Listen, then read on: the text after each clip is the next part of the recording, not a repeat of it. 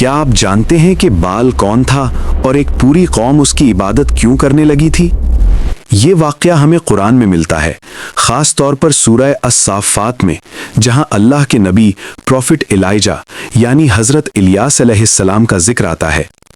بہت پرانے زمانے میں بنی اسرائیل کے ایک علاقے میں لوگ رہتے تھے جو شروع میں اللہ کو مانتے تھے، مگر وقت کے ساتھ ساتھ ان کے درمیان ایک گمراہ بادشاہ اور اس کے پجاریوں نے ایک بت کی عبادت کو عام کر دیا جس کا نام بال تھا۔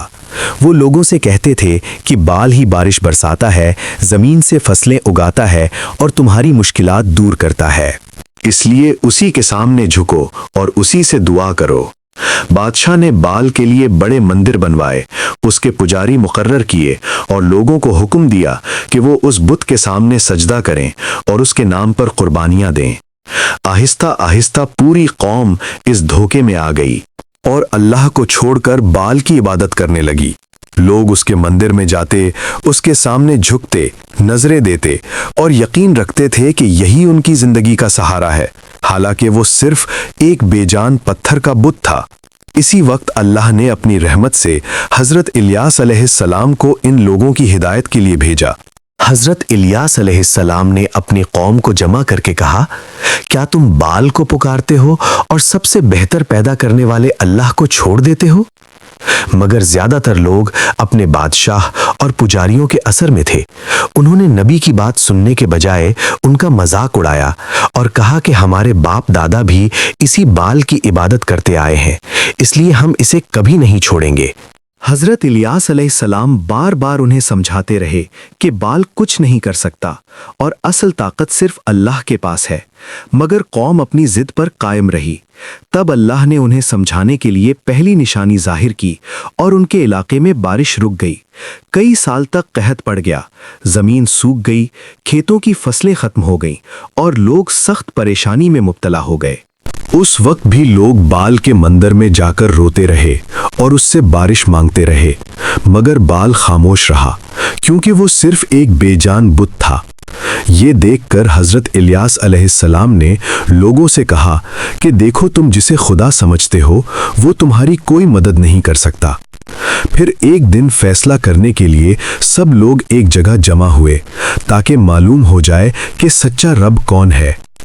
بال کے پجاریوں نے اپنے بت کے سامنے قربانی رکھی اور پورا دن چیختے رہے، دعائیں کرتے رہے اور اسے پکارتے رہے، مگر کچھ نہ ہوا۔ پھر حضرت الیاس علیہ السلام نے اللہ سے دعا کی اور یہی وہ لمحہ تھا جب دوسری بڑی نشانی ظاہر ہوئی۔ آسمان سے آگ نازل ہوئی اور اس نے قربانی کو جلا دیا۔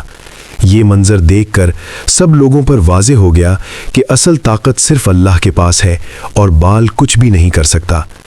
اس کے بعد حضرت الیاس علیہ السلام نے اللہ سے دعا کی تو اللہ نے قحط ختم کر دیا اور دوبارہ بارش نازل ہوئی۔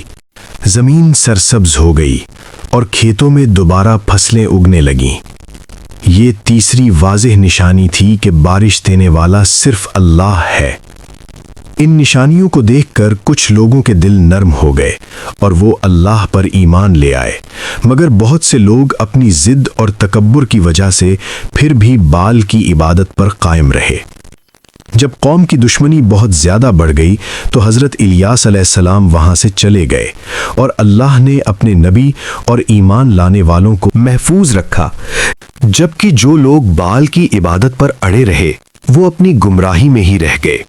اس پوری کہانی سے یہ سبق ملتا ہے کہ انسان کو کبھی بھی جھوٹے معبودوں یا بے جان چیزوں پر بھروسہ نہیں کرنا چاہیے، بلکہ صرف اللہ پر ایمان اور بھروسہ رکھنا چاہیے، کیونکہ اصل طاقت، رزق اور مدد صرف اسی کے پاس ہے اور وہی پوری کائنات کا حقیقی مالک ہے۔ اگر ویڈیو پسند آئے تو لائک ضرور کریں اور ایسی اور کہانیوں کے لیے چینل کو سبسکرائب کرنا نہ بھولیں۔ شکریہ۔